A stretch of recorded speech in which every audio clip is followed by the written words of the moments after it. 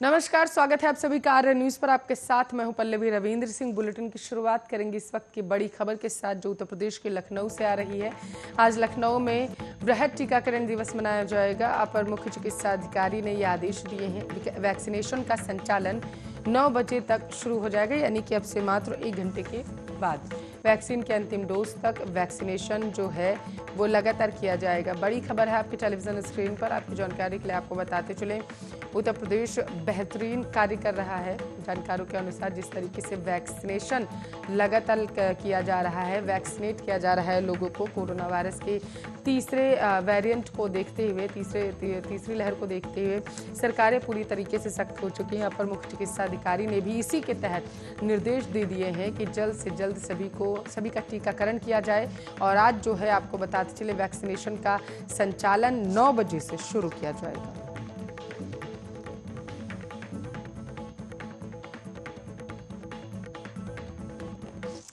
एक और बड़ी खबर आ रही है, आपको बता देते हैं। आज आगरा में सपा सुप्रीमो अखिलेश यादव सपा के दिवंगत नेताओं के साथ, आपको बताते चले, परिजनों से मुलाकात करेंगे जाकर के। सपा सुप्रीमो अखिलेश यादव आज उत्तर प्रदेश के दौरे पर रहेंगे और वो दिवंगत नेताओं के, समाजवादी पार्टी के जो दिवंगत नेता थे उनके परिवारजनों से मिलेंगे जाकर के। मुलाकात कर शोक संवेदना अपनी व्यक्त करेंगे, मृतकों को श्रद्धांजलि देंगे। सपा नेता मन्नू की दिवंगत मां को भी श्रद्धांजलि वो देंगे और इसके साथ साथ दिवंगत सपा नेता रईसुद्दीन को भी वो श्रद्धांजलि देंगे जाकर के। तो समाजवादी पार्टी से जुड़ी हुई, लखनऊ से जुड़ी हुई इस वक्त की जो बड़ी खबर है, राजनीति से आप तक पहुंचा रहे हैं आर्य न्यूज के जरिए। आप सुन पा रहे हैं आपके टेलीविजन स्क्रीन पर।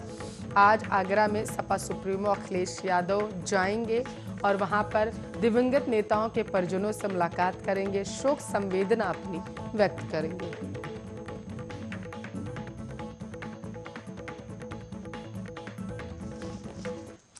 चलिए खबरों की तरफ रुख करते हैं। पश्चिम बंगाल में एक कथित कोयला घोटाले से जुड़े मनी लॉन्ड्रिंग के आरोप में ईडी ने टीएमसी महासचिव और डायमंड हार्बर से सांसद अभिषेक बनर्जी से आज पूछताछ किया।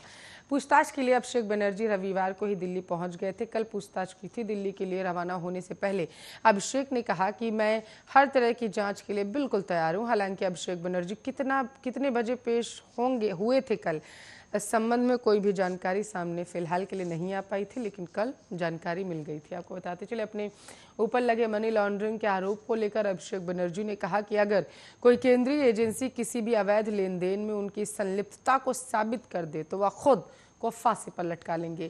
दिल्ली पहुंचने से पहले कलकत्ता हवाई अड्डे पर मीडिया से बात करते हुए अभिषेक बनर्जी ने बीजेपी पर हमला बोलते हुए कहा था कि राज्य विधानसभा चुनाव में मिली हार के बाद बीजेपी राजनीतिक बदला ले रही।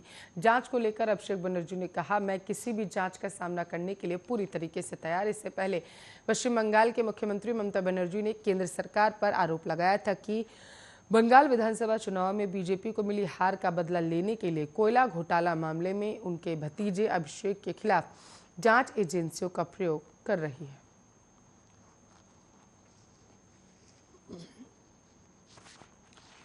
तो कांग्रेस के पूर्व अध्यक्ष राहुल गांधी एक बार फिर से जम्मू कश्मीर की यात्रा पर जाने वाले हैं। राहुल गांधी इस बार 9 और 10 सितंबर को जम्मू जाएंगे। माना जा रहा है कि इस बार राहुल गांधी माता वैष्णो देवी मंदिर में पूजा भी कर सकते हैं।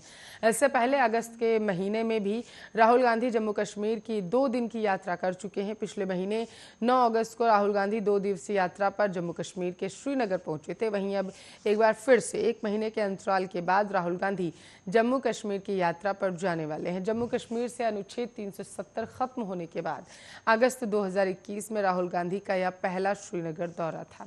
हालांकि इससे पहले अगस्त 2019 में अनुच्छेद 370 हटाए जाने के 2 हफ्ते बाद हालातों का जायजा लेने राहुल गांधी विपक्षी प्रतिनिधिमंडल के साथ, आपको बताते चले, श्रीनगर पहुंचे थे। लेकिन तब प्रशासन ने सभी विपक्षी नेताओं को एयरपोर्ट से ही वापस लौटा दिया था। और अब अगस्त के महीने में जम्मू कश्मीर के दौरे पर राहुल गांधी ने कई कार्यक्रमों में शिरकत की है जाकर के। आपको बताते चले, इस दौरान अपने पिछले दौरे पर भी राहुल गांधी धार्मिक स्थलों पर गए थे। वहीं इस बार भी राहुल गांधी का धार्मिक स्थलों पर जाने का कार्यक्रम लग रहा है।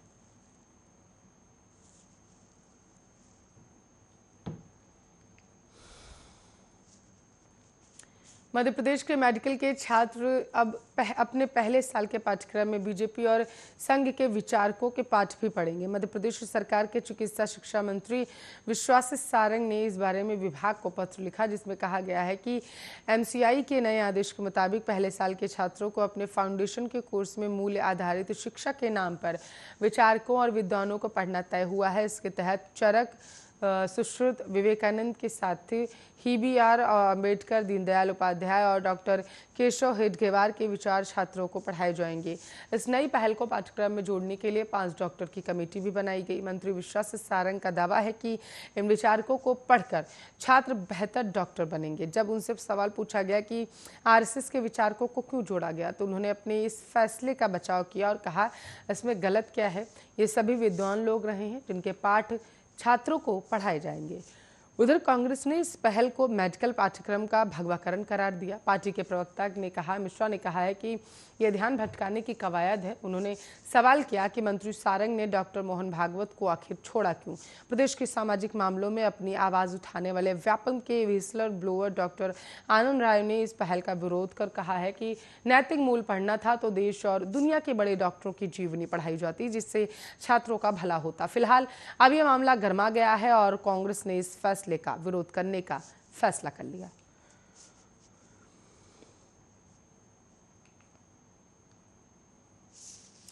तो बिहार देश के उन चंद राज्यों में शामिल है जहां हर साल बाढ़ आती रहती है। बड़ी संख्या में लोग प्रभावित होते हैं। इस बीच बाढ़ के हालात और इससे बनने वाली परिस्थितियों में बारे में मुजफ्फरपुर में अधिकारियों के साथ समीक्षा बैठक के बाद उप मुख्यमंत्री रेणु देवी ने प्रदेश में आने वाली बाढ़ को आर्टिफिशियल करार दे डाला। उन्होंने कहा है कि बिहार को नेपाल सबसे ज़्यादा प्रभावित करता है। जल संसाधन मंत्री ने कहा है कि हम लोग बात कर रहे हैं, कई तरह बात कर रहे हैं। उन्होंने ये भी कहा कि जो पहले था उससे तो कम ही हो रहा है। हम बांध के रखरखाव पर ज़्यादा काम करें। उप मुख्यमंत्री रेणु देवी ने कहा है कि कहीं रोड टूट रही है, कहीं पुल पुलिया खतरनाक स्थिति में है, तो उसके लिए हर विभाग को अलर्ट किया गया। उसे तुरंत बना देने के लिए एक दूसरे से समन्वय से जो हो रहा है वो अच्छा काम हो रहा। समीक्षा बैठक के बाद मीडिया से बातचीत के दौरान उप मुख्यमंत्री सीएम रेणु देवी ने बताया है कि बिहार में तो आर्टिफिशियल बाढ़ ज़्यादा है, सबसे ज़्यादा नेपाल प्रभावित करता है। उसके लिए भी सरकार के स्तर से बातचीत की जा रही। कहीं सड़क धंस रही है तो कहीं पुल पुलिया को त्वरित ठीक किया जा रहा। सभी विभाग अलर्ट पर हैं। वहीं बाढ़ में भी सभी विभागों को ऑर्डिनेशन से अच्छा कार्य किया जा रहा।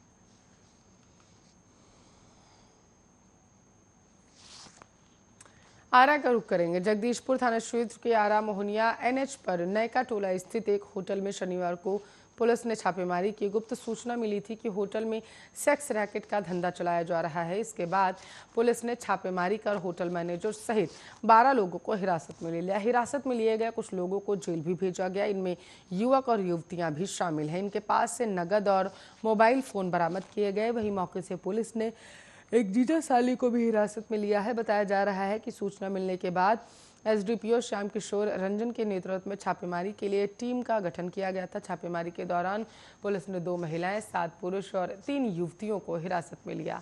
एसपी विनय तिवारी ने बताया है कि मामले की पूरी छानबीन की जा रही। पकड़े गए लोगों में कुछ कपल्स भी हैं। होटल में छापेमारी के दौरान पुलिस ने 21 साल की एक साली के साथ 51 साल के जीजा को भी एक साथ पकड़ा है।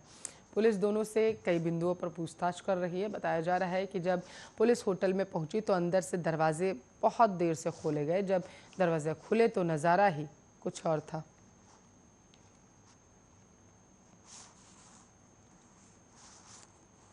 तो जनता दल यूनाइटेड के संसदीय बोर्ड के अध्यक्ष सह पूर्व केंद्रीय मंत्री उपेंद्र कुशवाहा ने स्पष्ट कर दिया है कि उत्तर प्रदेश में जेडीयू भी विधानसभा चुनाव लड़ेगी।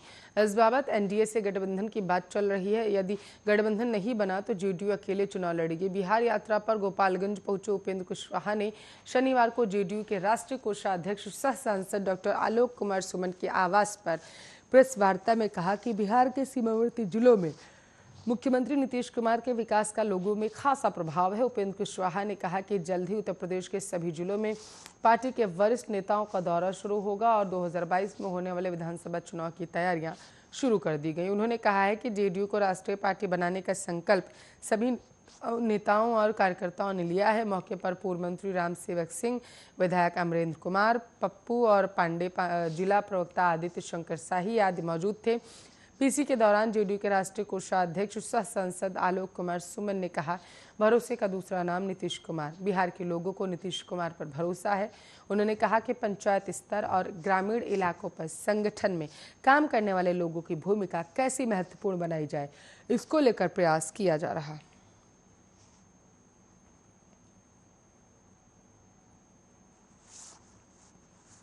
तो केंद्रीय इस्पात मंत्री आरसीपी सिंह ने एक बार फिर से दोहरा दिया है कि जनता दल यूनाइटेड में सिर्फ एक सर्वमान्य नेता है, वह है मुख्यमंत्री नीतीश कुमार, जबकि बाकी सारे लोग सहयोगी हैं। शनिवार की देर शाम प्रेस कॉन्फ्रेंस कर रहे थे। केंद्र में मंत्री बनने के बाद आरसीपी सिंह पहली बार पहुंचे थे।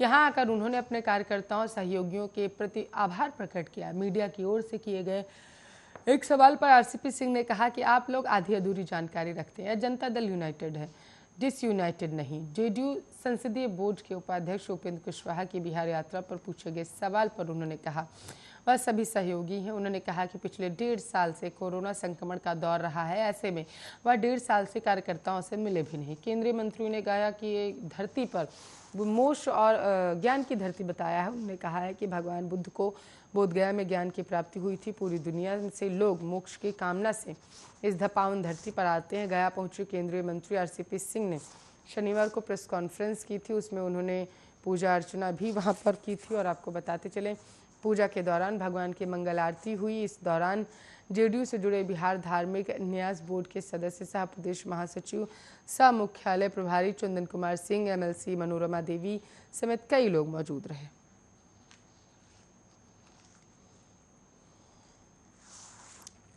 तो गोपालगंज का रुख कर लेते हैं। जिले के भोरे प्रखंड का इलाका है, संवेदनशील माना जाता है। इससे यहाँ तीसरे चरण में पंचायत चुनाव होना है। इसके मद्देनजर इलाके में हर गतिविधि पर पुलिस की पैनी नजर है।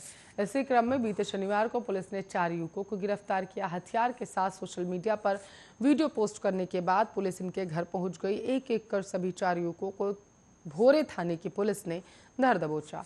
उनसे पूछताछ की जा रही है। पकड़े गए युवकों में भोरे थाने के बहगवा मिश्र के धनेश राम का पुत्र राजू कुमार, लक्ष्मण गांव के राजेश शाह का पुत्र सूरज कुमार, लछीचक के ही जितेंद्र कुमार का पुत्र सुड्डू कुमार और सीमावर्ती राज्य उत्तर प्रदेश के देवरिया जिले के खामपार थाने के कड़शारवा निवासी किशन कुमार का पुत्र रोबिन कुमार भी शामिल है।